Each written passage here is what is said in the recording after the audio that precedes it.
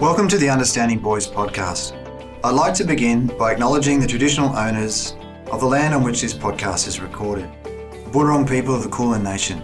We pay respects to leaders past, present and emerging. The Understanding Boys podcast is a series of conversations exploring what it is to be a good man these days. So if you had a story about being a good man and that you could tell a 14-year-old boy and he'd actually listen, what would that story be? And that's really what I'm asking our guests today. I'm Dr. Ray Swan, and we're a community of teachers and parents concerned with the education and growth of boys in the modern world. The series is brought to you by Brighton Grammar, an all-boys school in Melbourne. To learn more about the podcast, please visit understandingboys.com.au. On today's podcast, we speak with Professor Damien Bolton. Damien is an academic, a researcher, and a surgeon. He holds numerous positions, Professor and Head of Department at the Austin Hospital, to an honorary fellowship at the Ludwig Institute, the Olivia Newton-John Cancer Centre. He's published hundreds of papers, book chapters, reviews, and supervised many PhD students. He's also the proud dad of 3 boys and has a real focus on and a passion for men's health. In our chat, we talk about parenting, about medicine and his profession. Damien shares some real insights into how important it is that we help our boys to be okay about asking for help. We hope you enjoy this podcast. Well, joining us today on the Understanding Boys podcast is Professor Damien Bolton. Welcome, Damien, to the podcast. Thanks for the opportunity, I really appreciate it. Where I wanted to start today, Damien, was a little bit about your life, being a learner. One of the things I think that's amazing about your background is you've got a background in academia, you've got a background in practice, you've got a background, you've done an arts degree amongst other things. What drives you as a learner? Look, to be honest, Ray, there's nothing too much exciting about me. I've always been a studious and ambitious person. I think, get a great start when I went to Melbourne University, which was a tremendous place to study medicine. And I think the making of me during that time, to be honest, was being a boarder at Ormond College for 5 years. And in that time, I met lots of good people. You were forced to mature very quickly. If you've been to an all-boys school, as I had, very quickly you learned that you have to deal respectfully with women. You have to speak in a fashion that was much more amenable to discussion. It sort of was not a place there for sort of aggressive discussion. It had to be measured and thoughtful in the way you addressed people. You were exposed to a lot more in the way of broad ideas than I had been prior to that point. I guess that was the basis of going back and doing an arts degree later on. But it was also a great opportunity to talk to lots of people. And I think in terms of a career in men's health and in urology, I think it was probably at that time that I learned that what I enjoyed pretty much most of all was just talking to other guys. And urology seemed like a pretty good option then because it was mainly focused on men's health. The irony of that, of course, is that probably the biggest area of change in urology has been the expansion and treatment of urinary symptoms of women and female urology. And now, of course, 50% of our trainees and researchers are female, which didn't exist when I was just starting out. So I don't actually work in that area myself, but the whole area of urology has changed substantially since I started. And I think that, I guess the profile of surgeons more broadly in terms of the gender background and gender makeup in the surgical profession has also changed, I suspect, over your time and changed for the better. Absolutely. I mean, I think it was just a historical type thing that there hadn't been a significant number of female surgeons. But now, with equal numbers of males and females, we see no difference, as you would expect, no difference. And they're, tremendous colleagues to have, and they really make the most of all of the opportunities in a surgical career as men do, as I've done. And I think being a doctor in Australia is such an incredible privilege. We're so fortunate to be able to practice the way we do here compared to colleagues I have elsewhere in the world. And it's a phenomenal career. So whether you're male or female, or has a desire to live in the country or the city. I mean, I've been fortunate to have fantastic colleagues that I've worked with. The research has been intellectually challenging. We've now got a clinical trial going about a pharmaceutical compound that we developed based on our laboratory, and I have great hope for that making a big difference in the future. And of course, it's tremendously fulfilling to have trainees that you might have mentored that go from being a researcher to a trainee to the finished product and being a colleague. I don't think you can ask for much more than that. With your, your own life and work, was there a particular moment where you realised that it was surgery and research were the two kind of great drives for you or great loves? Not really, to be honest. I mean, I always had an interest in doing some sort of academic work. I think I was probably someone who was more interested in that than most when I was at university and when I was in my training time. But no, I think like so many things in life, you have to be broad-minded and open-minded, and you go where the opportunities are and do things that seem to interest you at the time. And I think there's also something in the current time that's quite maladaptive about knowing what you're going to do 10, 20 years in advance. You've got to be aware of how things will change, how your circumstances will change, technology will change things for you. The opportunity for funding, which is not guaranteed now like it was in my parents' generation for research, you kind of are obliged to seek out the chances that allow you to do the best you can. Do you find, with your own role as a dad, what sorts of conversations have you had with the kids over the years about sort of readiness for life and the changing world, even in a profession such as medicine, as you were saying, changes to research, changes to robotics and the use of computers and, changing the labour profile in medicine? What sort of advice have you been giving to your kids? Well, I mean, I don't know that I'm any expert on this, although, I've been fortunate to have three sons who've been, such a phenomenally great source of pleasure for me. But I think if there's anything that we come back to in our discussions, it's just the importance of having perspective on the different issues that are important to him.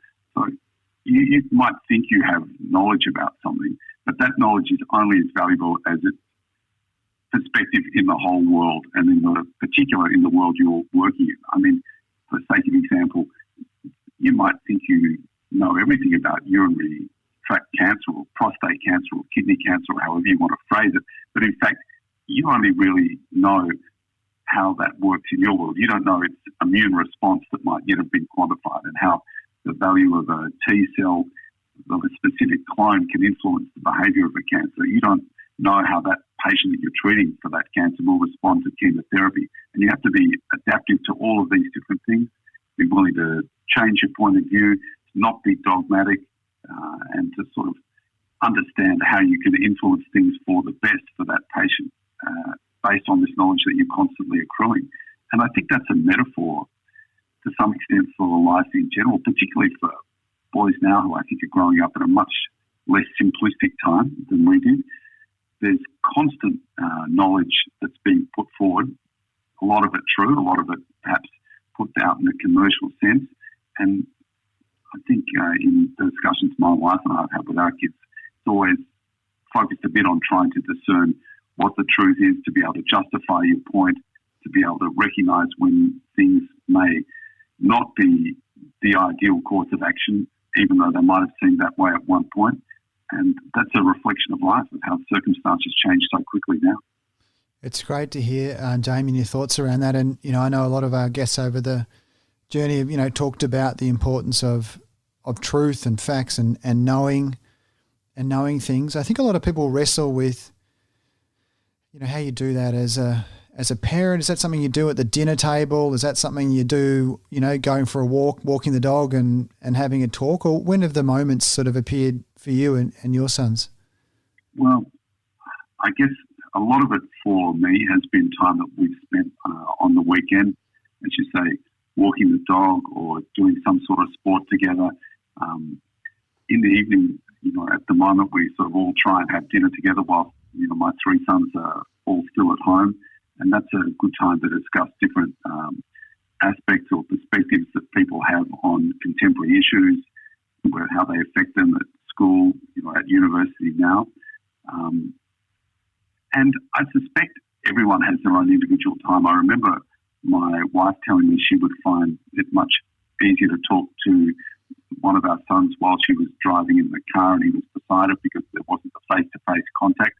I think it's probably easier in the instance of my sons and myself because we're used to talking face-to-face, but I suspect every child, every parent has the space that's best for them. Yeah, and sort of knowing how and when to find those moments. I know I had a conversation with my son a few weeks ago now, and I'd picked him up from being out quite late and we're sitting in the car and he all of a sudden started opening up and it was late at night and I thought, oh goodness, now's the time. This is it. This is the moment where we're going to talk. So, I've got to be available to that. And, another one of our guests, Steve Bidoff, was talking about, those things where there's no such thing as quality time. There's just time, and for someone such as yourself, so busy and so, working, in so many different fields and domains, what are some of the secrets about creating time for your kids? Well, I don't know that I can really speak as an expert, but I've always tried to make it that I did as minimal work as I could on the weekend. And you have to prioritise different aspects of your life, don't you? And I've sort of put on hold certain things that I might have done otherwise, but not to any great extent. I'm probably lucky that my sons are interested in doing things with me, and that often if I'd have to do work on the weekend, they'd be interested to ask about that or come along and be involved in it to some extent. I think, again, it's probably easier for a father and a son perhaps to have that degree of understanding of what the work involves if one of your kids has an interest in going down that path professionally themselves, as has been the case for us. But I think, as you say, it's more about time more than anything. I remember one conversation, and it is funny that you remember these conversations with your kids. They're probably less important to your child than they are to yourself. But I was talking to one of my sons when he was little about what would he like to do, and he said, I'd be happy just kicking a can with you. And I remember thinking at the time that really what a privilege it was to be shown that it was just the time rather than that I didn't have to be the fastest man or the strongest man or the funniest guy. All I had to be was the guy who was there. Yeah, that's a great story. Just showing up and being present and being available.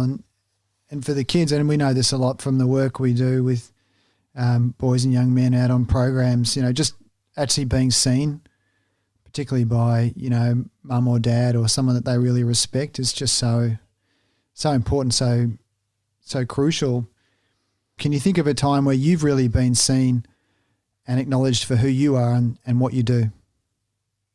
Oh, well, look, for me, a lot of my focus, particularly early on when I returned from my fellowship in America, was on an academic basis. And I was fortunate enough to get an award and different sort of things that hadn't been given to urologists before. And they were great things at the time. But I guess it's odd in retrospect because they seemed so important at that time before I had children, given that I didn't have them until I was in my late 30s and 40s. But now in retrospect, they're kind of things on the wall and they don't make much difference, and you derive your enjoyment and satisfaction from much more worldly things than that. I want to talk to you a little bit about men's health. And, in your work, you work with such intimate parts of men and who they are and their identity, I suppose, from a non-medical perspective and from a medical perspective, I guess.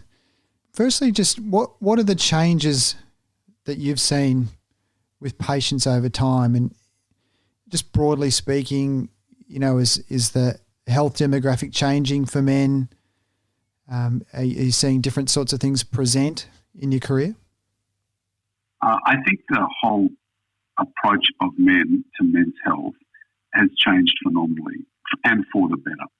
So even now, I think men are reluctant to seek help, but at least there's a clear pathway through. If I reflect back 20 years ago, for the sake of example, when I might have started out in surgery and urology, men's health itself was kind of not really an area of specific domain. It really existed, of course, within every aspect of medicine, but there wasn't an area that definitively looked at the health of men and how that could be improved. Men, of course, now are so much more aware of, men now are so much more aware of issues to do with prostate disease, the ability to detect prostate cancer early before it's advanced, and of course, men's health doesn't start and end at the urinary tract. Men are so much more aware of the need for cardiac health, for maintaining a normal body weight, for having some exercise, of the inevitable damage that smoking will do to pretty much every aspect of your existence. And I think this even starts now at a relatively young age, particularly where there's been an illness to the father or grandfather that the younger generations are aware of. And I think this is, for us in men's health, a real challenge to bring this forward now to teenage boys and make teenage boys at least aware that these are issues that they'll have to face in the future.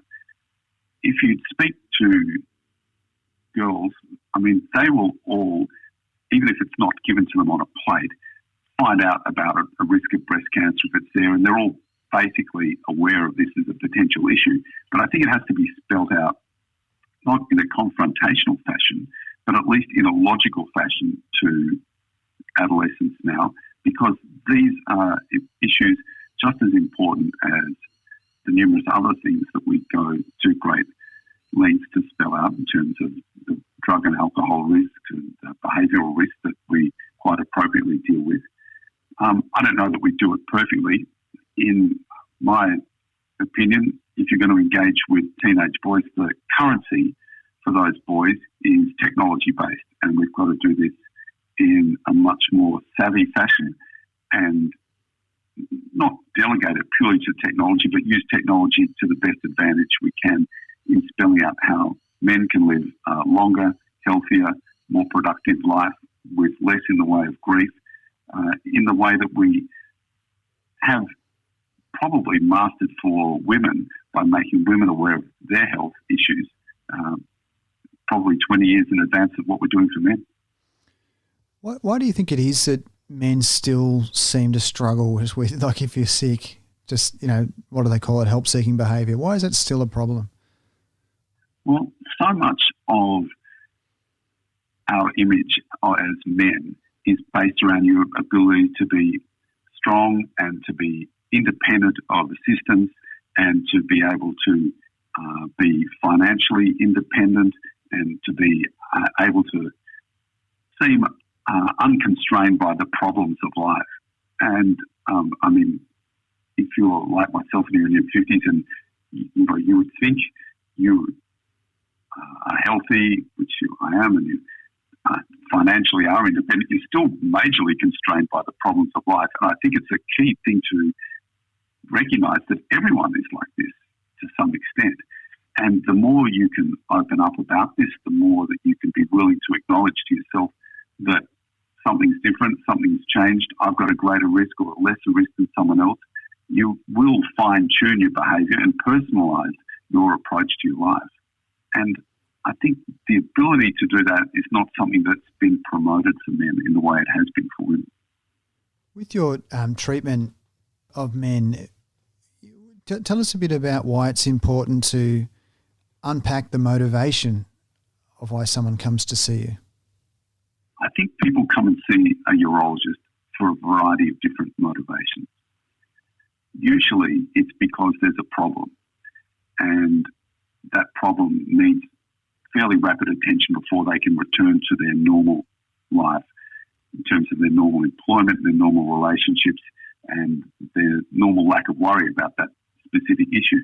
But more and more, we're seeing now that the motivations change, that people are aware of prostate cancer as a risk factor, particularly if they've had a father or a brother who's had it, and they'll be tested themselves with a blood test, usually, which is a very straightforward thing.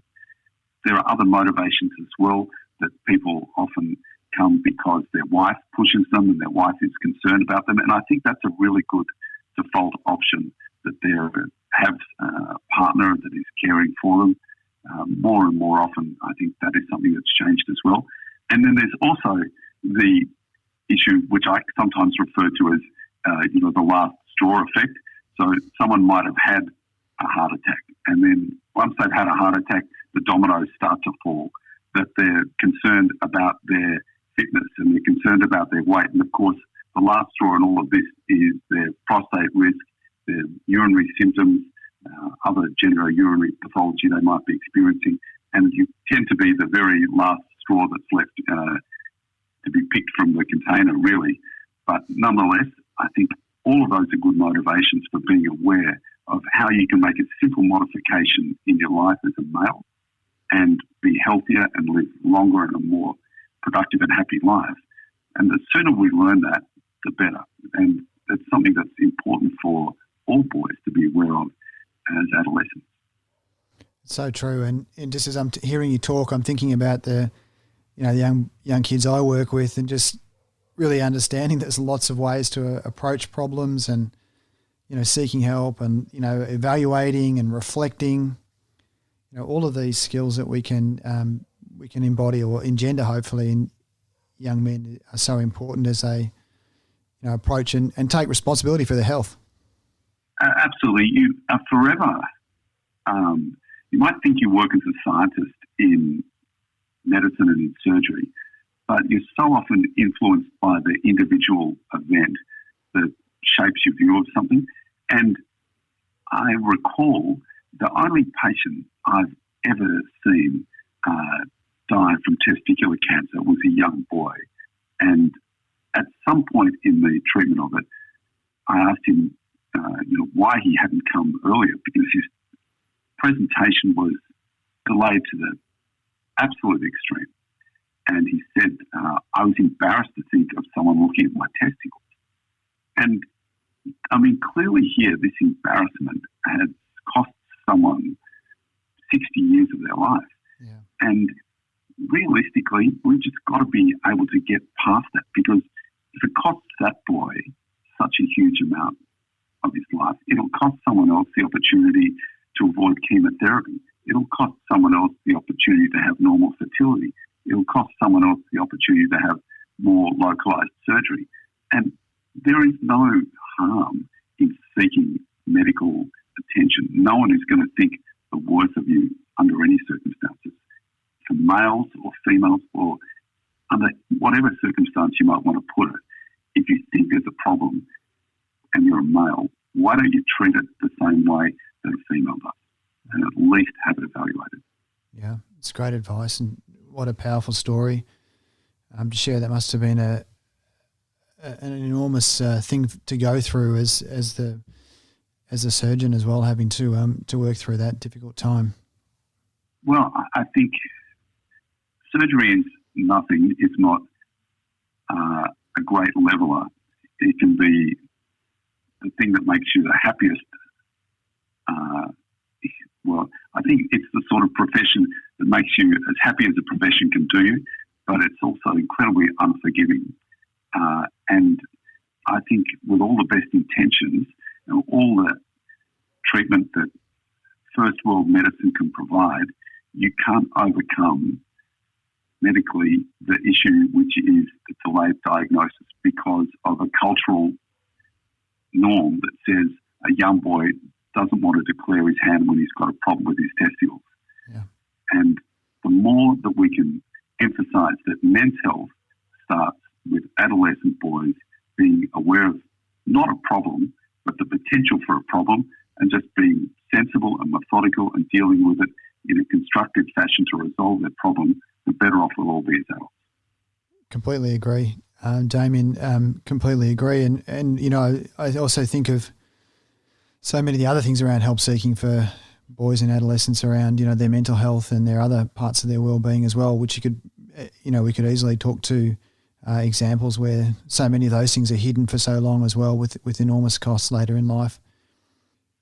Absolutely, and I think those issues of anxiety for young men are so often intertwined with concerns about symptoms to do with urogenital function. And typically those symptoms are reflective of issues that are easy to resolve, easy to deal with, and the anxiety that goes with them is disproportionate to the problem that exists in a physical sense. And the sooner that men realise that seeking advice, dealing with these issues and confronting them will usually lead to the resolution both of the symptom and the concern and anxiety around it, the easier life is for those men concerned. That's great advice, Damien. One of the questions I had for you as a doctor is, and we sort of referred to it a little bit earlier, in terms of, adjusting and adopting, new ways of thinking about patients and, what you're seeing in front of you from a testing perspective and I guess also what you're potentially using as your intuitive faculty when you're working with people. Are you someone who, from a case perspective or a narrative perspective or, understanding the kind of cultural influences that people may bring, to their presentation that you need to be more sensitive to? Has that sort of changed in your practice over the years? Absolutely. I think the great privilege about being a doctor and in particular being a urologist with an interest in men's health is that you're very quickly brought to the centre of the life of someone who you see as a patient. And very quickly you have to similarly make allowance for the circumstances that brought that person there and the motivation that brought them there. You can't have a cookie cutter approach to it. And indeed, you wouldn't want to because it's a pleasure and a great opportunity to be able to understand the essence of why your patient needs treatment, whether it's about a problem that's going to stop them having children, whether it's about a problem that's going to keep them away from work, whether they're concerned about their ability to undertake their sport, or whether something's going to influence their relationships with their wife and children. All of those things are subtle variances on the central pathology.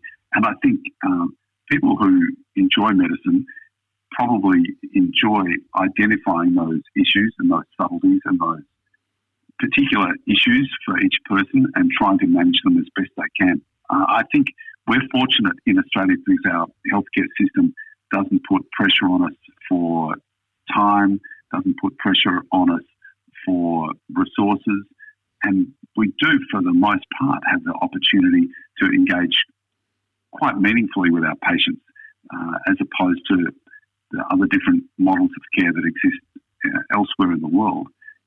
And I think that's probably why you see a greater level of satisfaction in their work for medical practitioners in Australia than you do even for other first world countries. Damien, what do you think it is to be a good man these days? Well, again, I would think it's probably just to be a willing listener to anyone's issues, to be open-minded to people's problems and open-minded to different solutions that might be available for it, and to not really overly influenced by advertising, by potential for financial gain, for ideology. I mean, I think one of the things that's a peculiarity of being a man in your 50s dealing with other men is you often come across people who are significantly influential, whether they be politicians or the like. And I think most of them start off and are very well intentioned, but so often you see that the ideology that someone is ascribing to, whether they be in that political sphere or just their personal ideology, gets in the way of them adopting a better solution for themselves. And I think we have to all be aware that the world is changing, and perhaps the ideologies and the firm views that we held in our 20s and 30s and 40s might not be so applicable in our 50s. As you said it, I was thinking about how there's that sense in which it sort of speaks to the earlier you in a way, which is, just being interested in ideas and that freshness and renewal that you find by learning things, going to college and, broadening your mind, doing an arts degree, being a scientist, enjoying the interplay between yourself as a clinician and a patient and the joy of discovery, of finding new things. I shudder to think how immature I was in my 20s and to see how mature my sons are in their teenage years, which is eons beyond where I was. And I don't think life is that different for them than it was for me. I just wonder if I was somehow or other protected, or whether the lack of technology on a global scale had assisted, or whether we were all like that. But as you say, this maturity that you notice when you're in your 50s is so much more valuable to you. And I think we probably live at a particularly good time now, where you can be in your 50s and really healthy and not feel that different to how you did when you were in your early 30s, but you know that you're way smarter and you're way more savvy about the way people conduct themselves, but you've got the ability to just apply that knowledge to trainees, to your researchers, to your different projects that you have going, and I think that makes for a very satisfying life. My experience in that, in your comment about were you more or less mature, I think with a lot of adolescents, they're a bit like that, the Greek god Apollo. You see the brilliance, like incredible things without any filter, the genuine genius of the person standing before you, and its wisdom and just incredible, abilities. And then in the next moment, they're doing something really silly. Well, I think it's lucky that they're like that in their teenage years, because I think I was probably like that well beyond my teenage years. If they can get rid of it by the time the teenage years are done, they'll be way more mature for their age than I was. Very good. And our last question today is, if you had a story that you could tell a 14-year-old boy and he'd listen, what would the story be? Well, for someone who's made a career out of science, I'd say something that was purely anecdotal, but it made a difference to me. I can remember coming home from school. I think I must have been about 10, and there was some issue. I can't remember what it was, but suffice to say, it can't have been that important because I can't remember what it was. And I was angry and uptight about it, and I was talking to my father about how I was going to extract some recrimination or something. And he said to me, well, that would be a very good thing to do in its own way, because it would allow you to let off some steam and you might feel better about that. But you've got to always choose in life what suits you emotionally from what suits you strategically, and what's going to help you best make your point and help you best for the longer term. And I remember at the time thinking, well, I don't quite understand it, but I'll digest it. And indeed, the next day at school, I can remember speaking to one of my classmates and him sort of not quite understanding it either. But it's turned out to be a very sort of valuable rule of thumb, that there is no point, if you're a male, losing your top, blowing your top and getting angry and upset and being aggressive about a problem, because that won't help you. What will help you is being thoughtful and methodical in your response, and you're dealing with the problem so that you resolve it to benefit yourself and benefit others. Professor Bolton, thank you so much for your time, taking time out of your busy day. I know I speak for a lot of Australians and Melburnians in particular to just marvel at the work that you and all doctors do in our healthcare every day, dealing with the challenges that you face with such nobility, good humour, wisdom, It's been an absolute joy to talk to you today, and thank you again. Thanks for the opportunity, Ray. It's been my pleasure. Well, we hope you've enjoyed this episode of the Understanding Boys podcast. Make sure you subscribe on your podcast app, and please leave us a review to help grow the community. For more information about the podcast, visit understandingboys.com.au. Until next time, thanks for listening.